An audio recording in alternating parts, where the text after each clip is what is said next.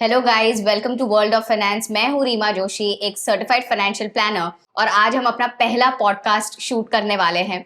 इस चीज़ के लिए तो मैं बहुत ही ज़्यादा एक्साइटेड हूँ, बट इससे भी ज़्यादा एक्साइटेड हूँ to introduce you all to my first guest, Pooja Joshi Bhadrige, जो एक फाउंडर है of Angelman foundation India.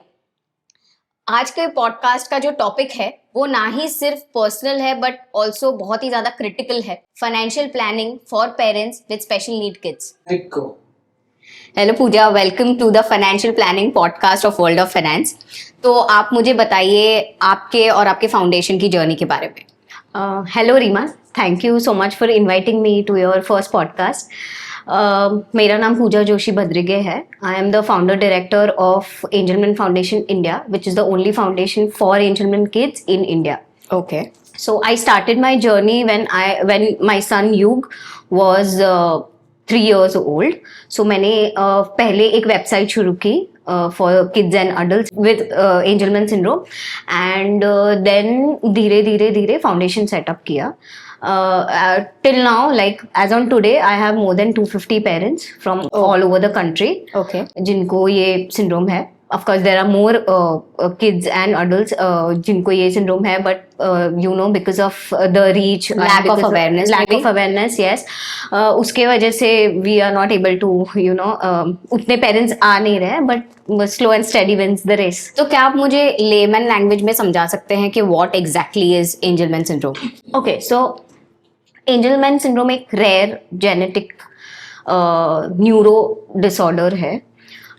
Layman language में बोलूँ तो क्या ये ऑटिज्म से सिमिलर है? ऑटिज्म लाइक एक बहुत बड़ा अम्ब्रेला है, बट उसके कुछ फीचर्स में भी आपको एंजलमैन सिंड्रोम में देखने मिले. Okay, so autism is a wide spectrum, but Angelman syndrome उसके अंदर आता है. सो एंजलमैन सिंड्रोम में कैसा होता है, लेमन लैंग्वेज में अगर आपको बताऊं तो अपना body is made up of chromosomes. So 23 pairs रहते हैं. So you get each chromosome, one from your mother, one from your father. So जो क्रोमोसोम 15 रहता है जी, उसमें कुछ गड़बड़ हो जाती है while the kid is forming in the womb. Right. तो उस गड़बड़ की वजह से एंजलमैन सिंड्रोम होता है. Okay, so there is no cause, या ऐसा नहीं है कि ये किया हमने इसलिए ये हो गया, करेक्ट, या ये नहीं किया इसलिए हो गया. Right right. There is no cause as such. वो इट्स नेचुरल, इट्स वो हो जाता है. So there is no cause as such. And India में फिलहाल 1 लाख रजिस्टर्ड केसेस है. That's quite a number. Yeah, that's quite a number. But India being such a populated country, वो number ज़्यादा ही होंगे, I'm very sure. But because of lack of awareness, इतने register हो पाए. आपने जैसे बताया आपके सन को एंजलमैन सिंड्रोम है. At what age was he diagnosed with Angelman syndrome? So कोई भी रेयर डिजीज रीमा, उसको डायग्नोसिस को एटलीस्ट 3 years जाता है. मतलब नॉर्मली 3 years जाता है. पर्टिकुलरली इन इंडिया क्या होता है, हमारे पेरेंट्स या जो भी हमारे रिलेटिव्स हमेशा ऐसे बोलते हैं कि हो जाएगा, अगर कुछ डिले है तो कर लेगा बच्चा, हमारे इन्होंने ऐसे किया था तो हो गया था, and stuff like that. But अगर मेरा एक एडवाइस है, जो भी आप बोलो, एक वो है कि अगर आपको कोई भी रेड फ्लैग दिखता है, एनी रेड फ्लैग आपके बच्चे में, right, so better to get the child tested, not tested but at least आप नॉर्मल पीडियाट्रिशियन के पास उनको लेके जाओ. जैसे विथ माई सन युग, हिज नेम इज युग. तो युग के केस में क्या हुआ, वो 4 months में he was not holding his neck. So that was the first red flag. Okay. तो हम तुरंत उसको पीडियाट्रिशियन के पास लेके गए, और उन्होंने फिर सजेशन किया कि आप न्यूरो के पास लेके जाओ. Okay. So you got diagnosed very early, like he was diagnosed at 9 months. Oh, okay. जो normally 3 years में start like करते हैं, 3 to 7 years, कभी कभी ज्यादा भी लग जाते हैं, कभी कभी मिसडायग्नोसिस भी हो जाता है, you know, बिकॉज ये सारी चीजें इतनी रेयर है, आपको समझ ही नहीं आता है कि आप कौन सी टेस्ट करवाए कौन सी नहीं करवाए. सो कभी कभी मिसडायग्नोसिस हो जाता है, कभी कभी may be the parent is also not willing to actually go for a test. You know, there are parents who are like क्यों टेस्ट करवाना है, क्यों कुछ निकल आएगा तो, या ऐसा डर की वजह से ज्यादातर नहीं. सो वो भी एक एस्पेक्ट है, बट लकीली फॉर अस वो सारा क्राइटेरिया नहीं था. We got him tested very early, so we could, you know. So typically क्या हर एक जेनेटिक डिसऑर्डर इतने अर्ली एज पर डिटेक्ट हो सकता है?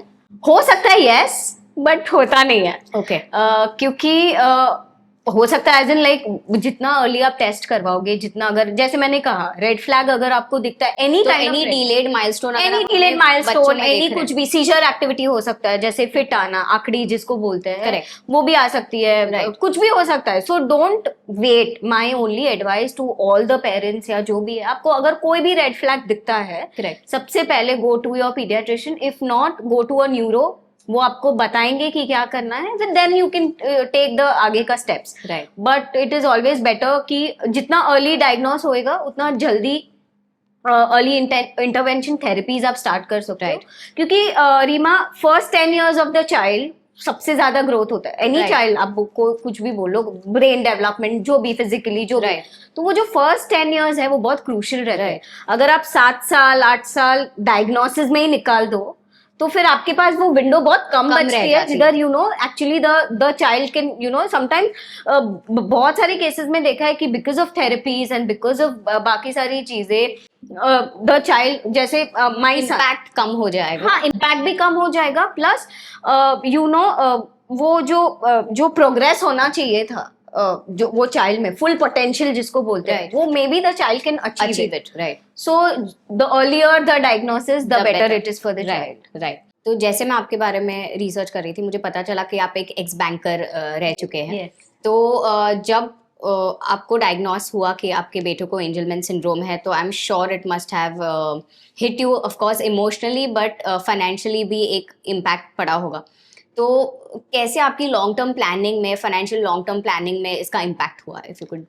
Okay, so when Yug was diagnosed, of course, the initial blow बहुत ज़्यादा था, because Angelman syndrome में there's no history, like ना मेरे साइड से कोई हिस्ट्री है, ना मेरे हस्बैंड के साइड से कोई हिस्ट्री है। So we were in shock because हमको स्टार्टिंग में we were not able to digest, और maybe we were not able to understand कि ये हमारे साथ कैसे हो गया। I think most special parents go Right. through that journey, Phase, yeah. that phase कि ऐसे कैसे हो गया एंड हमारे साथ ऐसे क्यों हुआ। फॉर अस, हमने वो वाइप पनिश मी वाला जोन बहुत जल्दी क्लियर कर लिया, and we started, so the foundation को स्टार्ट करने का मोटिव ही वही था कि what we have gone through, हमको नहीं चाहिए था और पेरेंट्स भी एटलीस्ट कोई बात करने के लिए मिल जाए, you know, Right. Because when you are, एक नई चीज है हमारे लिए, किसी के लिए भी, एनी Correct. पेरेंट बनना एक अलग एक्सपीरियंस होता है, plus special parenting is very different from normal right, parenting. And वो भी ऐसी रेयर जेनेटिक कंडीशन के Yeah. लिए जहाँ पे अवेयरनेस भी नहीं है, नहीं है। और आई एम श्योर आज भी जो लोग ये पॉडकास्ट देख रहे हैं उनमें से बहुत सारे लोगों को एंजलमैन सिंड्रोम ये ही क्या है ये पहली बार आज पता चल रहा है। एग्जैक्टली। Correct. सो वही होता है ना कि मतलब नॉर्मल पेरेंट्स के पास दादी, मतलब मम्मी रहती है, सासू माँ रहते हैं, there is a digest, Yeah. बोलते हैं कि अच्छा ये कर लेना तो ये हो जाएगा। जी। हमारे पास there was no reference, Correct. So हमको गूगल भी नहीं हेल्प कर पाया। Right, so right. That was the whole idea of starting the foundation, right, कि I know I am not an expert on Angelman syndrome, but at least कोई parent जब आता है मेरे पास या यू नो बात करते हैं, तो उनको ऐसे लगेगा कि okay there is someone who knows a child with Angelman syndrome who is dealing with the same problems that I am going through. Right, तो कभी कभी ऐसा होता है ना रीमा कि okay we don't know the destination, but journey तो साथ में निकाल ही लेंगे। Right, right, So that was the whole idea of starting the foundation. Long term planning ऐसे affect हो गया कि since we both were earning, Yeah. me and my husband, and we were earning well, but because after Yug's diagnosis, I had to quit, and उसके पास full time रही. So in a city like Mumbai, one income, difficult to very survive. difficult. Yeah, it is very very difficult to survive. So long term planning पूरी haywire हो गई. जब तक यूग 5 years का हुआ तब तक तो हमारे प्रॉब्लम्स ही कुछ अलग चल रहे थे। Right. So you know that acceptance बोलो या यू नो वो लाइफ के साथ डील करना, Correct. Because every day is different, Correct. Every night is different, we don't know आगे क्या होने वाला है, there is Right. No routine set. तो वो the first 5 years were very they were so you could say कि most of special need children के parents के लिए financial planning takes a back seat. it does, and it is ignored not that, in fact it is ironical कि हमको सबसे ज्यादा जरूरत रहती है पैसे की, बिकॉज हॉस्पिटलाइजेशन या you know anything can come up any time, right, but of course that takes a backseat Backseat. because we are girded by so many other problems that वो backseat ले लेता है. So you जब तक 5 years का था तब तक that finance financial thing planning took took a backseat. yeah. But I understand raising a child with special need in itself एक बहुत बड़ा challenge है. मुझे जानना है कि ये जो बच्चे हैं with special needs उन्हें रेज करने में जो एक्सपेंसेस लगते हैं, how are they different from raising child with all the abilities? Okay, so what happens is therapies, जैसे डायग्नोसिस होता है द डॉक्टर सेज कि आप उसको therapy any not just Angelman syndrome, any rare disease, तो the doctor prescribes you know physiotherapy ये वो. तो physiotherapy, speech therapy, occupational therapy, they are like and जैसे बहुत important है you know for that maintenance, for that sustenance, for you know अभी जैसे my son doesn't walk on his own, okay, but because of physiotherapy, because of his schooling, he sits by himself. okay. तो वो जो maintenance रहता है उनको, अभी अगर मैं थेरेपी छोड़ दूँ तो शायद he might regress and you know कुछ भी हो सकता है. So therapies are very very very important, life long. Right. So therapies in a city like Mumbai, therapies costs around 800 to 1000 rupees per session. और ये कितने frequently बच्चों को ले जाना पड़ता है for these therapies? Maybe thrice a week at least. Okay. So to maintain that posture, to maintain that balance, to maintain their well-being. Correct. तो अगर हम मोटा मोटा हिसाब करें तो क्या मैं कह सकती हूँ अराउंड 12,000 to 15,000 पर मंथ आपका थेरेपी के लिए यूज हो जाता है. ओके. अपार्ट फ्रॉम थेरेपीज और कौन से एडिशनल एक्सपेंसेस हैं जो स्पेशल नीड बच्चों को चाहिए के लिए आप एलोकेट करते हैं? सो क्या होता है, हमारे लिए हॉस्पिटलाइजेशन कभी भी आ सकते हैं, राइट, बिकॉज हमारे बच्चों का इम्यूनिटी लेवल थोड़ा लो हो रहता है बाकी उनके एज अप्रोप्रिएट जो दूसरे बच्चे हैं उनके हिसाब से. सो वो थोड़ा एक हॉस्पिटलाइजेशन का खर्चा इज वेरी वेरी मतलब आजकल, और प्लस इनको मेडिक्लेम अभी तक नहीं मिल रहा था, अभी शायद they have started. Yes. So वो पूरा खर्चा हॉस्पिटलाइजेशन का वो कभी भी it can pop up any time. So we have to have that liquid cash, liquid form of money with ourselves. Right. तो जब आप ये एक्सपेंसेस की बात कर रहे हैं तो आप इन एक्सपेंसेस को करंटली मैनेज कैसे कर रहे हैं? Currently, as I told you, liquidity for us is very very important क्योंकि anything can pop up any time. So mostly मैं savings में ही रखती हूँ पैसे, because you never know आज everything is fine, tomorrow morning उसकी ज़रूरत पड़ जाए. So most of my cash या most of the जो भी savings है वो saving bank account में ही रहता है. तो Pooja, for you and for parents जिनके बच्चे स्पेशल हैं, उन सब के लिए एक एडवाइस है कि आप ज़्यादातर, जैसे आपने बताया कि ये एक कॉमन प्रॉब्लम है कि आपको लिक्विडिटी ज़्यादा चाहिए होती है और आपको इस वजह से ज़्यादा पैसे अपने सेविंग बैंक अकाउंट में रखने पड़ते हैं. अभी सेविंग बैंक अकाउंट में जब हम पैसे रखते हैं तो रफली हमें जो रेट ऑफ इंटरेस्ट मिलता है इज बिटवीन 3.5% to 4%. ओके. वो ज़्यादातर हमारे कंट्री का इन्फ्लेशन भी बीट नहीं कर पाता, विच इज समवेयर अराउंड 6%. तो बेसिकली आपका पैसा ग्रो नहीं हो पा रहा है, आप नेगेटिव रिटर्न्स जनरेट कर रहे हैं आपके पैसे पे. तो आप टिपिकली बैंक का एक फीचर है ऑफ सेविंग बैंक अकाउंट जो आप यूज कर सकते हैं, जिसे हम कहते हैं स्वीप इन स्वीप आउट. ओके. जहाँ पे आप, जैसे आपने बोला, आप से तकरीबन करंटली अगर आपके सेविंग अकाउंट में 50,000 रुपए है, आपको बैंक को सिर्फ एक थ्रेशोल्ड लिमिट देनी है. सपोज आप थ्रेशोल्ड लिमिट सेट कर देते हैं 25,000 रुपए पे. okay. तो कोई भी पैसा जो 25,000 से ऊपर आपके सेविंग बैंक अकाउंट में होगा वो एफडी में कन्वर्ट हो जाएगा. okay.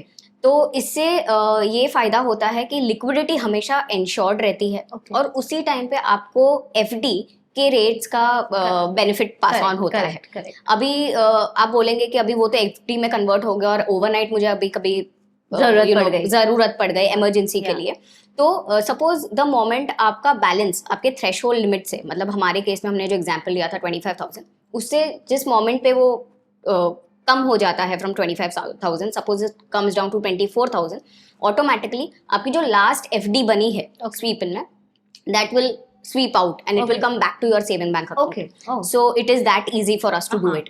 And now thanks to internet banking, ये सारी चीजें ऑनलाइन आप कभी भी कर सकते हैं. Okay. So instead of putting more money in your saving bank account which is not reaping so much of interest for you, आप अपना ये पैसा इस तरीके से डाइवर्ट कर सकते हैं, which will be useful for you. Yeah.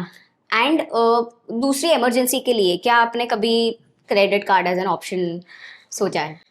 Credit cards सुनते ही see I was raised in a Gujarati family, so Gujaratis normally credit cards में believe नहीं करते हैं, वो everything is cash. Right. अभी cash नहीं है, everything is GPay and everything, but loans में and credit cards में भी I've been raised up like that. Right. Not that I'm against it or anything, but credit cards का वही है, जैसे high interest rates होते हैं तो it might take a toll, जो Right. मेन मतलब आप जितना शायद खर्चा करते हो, लाइक एक्सपेंस करते हो, उससे ज्यादा मे बी इंटरेस्ट पे करना पड़ता है कभी कभी, because you have to monitor it बहुत Yeah. ज्यादा. So according to me credit card एक बहुत ही फैंटास्टिक ऑप्शन है और प्रोडक्ट है बैंक का, जहाँ पे आपको तकरीबन 45 डेज से 50 डेज का फ्री क्रेडिट पीरियड मिलता है.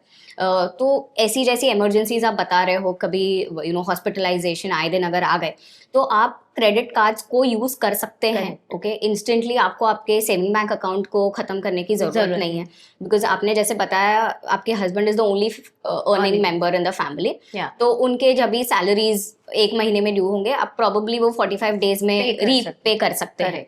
तो पूरा ही अपना कैश सेविंग अकाउंट से डेबिट करने के बदले आप इट इज ऑलवेज एडवाइस कि आप क्रेडिट कार्ड्स यूज करें, बट ऑफकोर्स सिस्टमैटिकली उसे यूज करना बहुत ज्यादा जरूरी है. अगर हम डिसिप्लिन्ड मैनर में क्रेडिट कार्ड यूज करें, so it's one of the most fantastic product of a bank.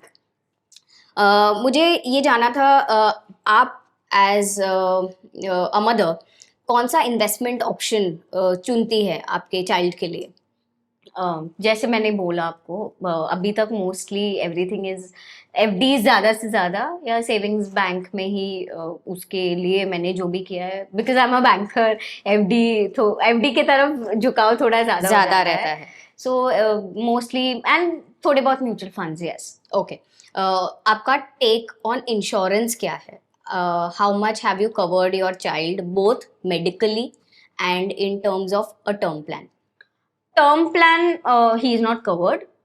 Both of us, me and my husband, we are covered. But I don't know whether उनके लिए term plans है, mediclaim है. Right. I think अभी maybe I think IRDA has. Right. So IRDA के नए norm के हिसाब से हर special child also has an equal right to get a mediclaim.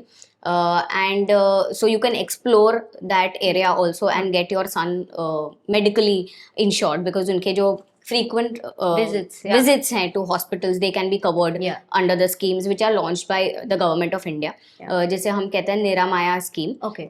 जिसमें अभी गवर्नमेंट ने एक इनिशिएटिव लिया है, and ICICI bank is the one who is handling it, जिसके अंडर आप मेडिकली अपने बच्चे को इंश्योर कर सकते हैं. So I think you and the other special need children's parents should explore this option.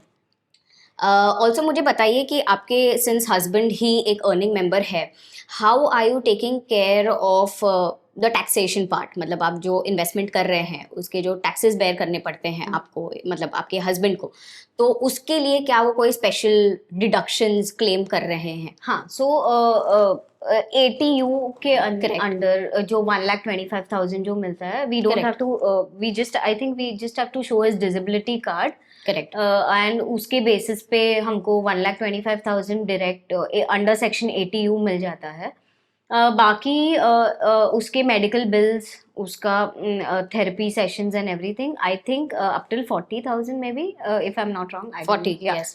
So 80 DD के अंदर वो कवर हो जाता है. कवर हो जाता है. तो दोज आर द टू ये सेक्शंस जिसमें we claim. Correct. So under these two sections, is there any definition for disability, or anybody with special needs gets covered under these sections? जैसे मैंने आपको बताया, आई थिंक डिसेबिलिटी कार्ड या disability जो certificate देते हैं वो इम्पोर्टेंट है, that you have to show, I mean वो आपको सबमिट करना पड़ता है।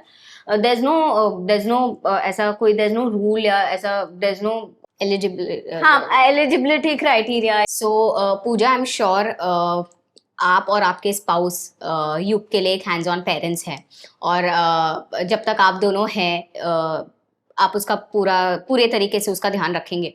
बट फ्यूचर में अगर आप दोनों में से कोई अवेलेबल नहीं रहा उसके लिए, तो इसके लिए आपने कोई प्लानिंग करके रखी है? बिकॉज कंसिडरिंग ये एक ऐसा जेनेटिक डिसऑर्डर है जहाँ पे you know probably the child won't be independent, तो इन दैट केस उसके लिए आपने फ्यूचर के लिए कोई प्लानिंग करके रखी हुई है?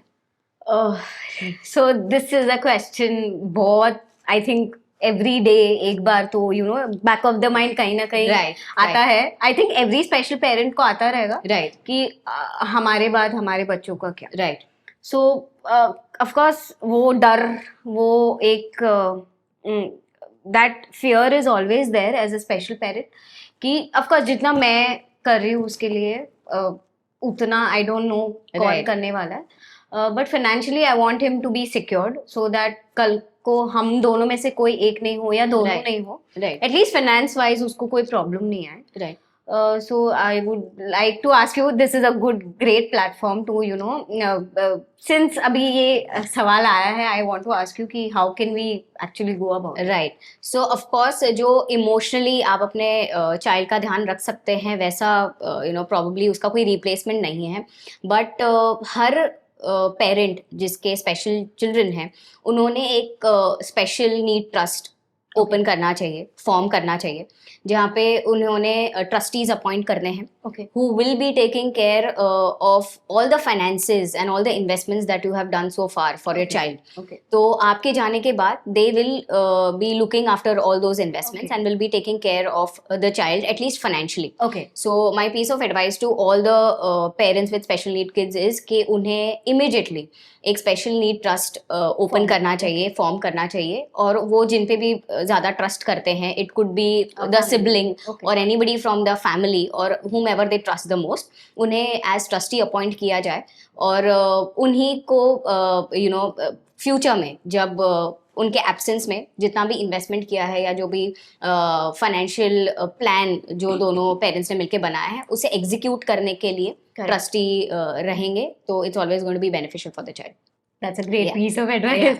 So, Pooja, now that we have spoken in length about the financial planning, I'm sure जो लोग आज ये पॉडकास्ट देख रहे हैं, जो स्पेशल पेरेंट्स हैं जो ये पॉडकास्ट देख रहे हैं, आई होप उन्हें कुछ फाइनेंशियल एडवाइस और टिप मिली होंगी कि उन्होंने अपने फाइनेंस को कैसे प्लान करना चाहिए।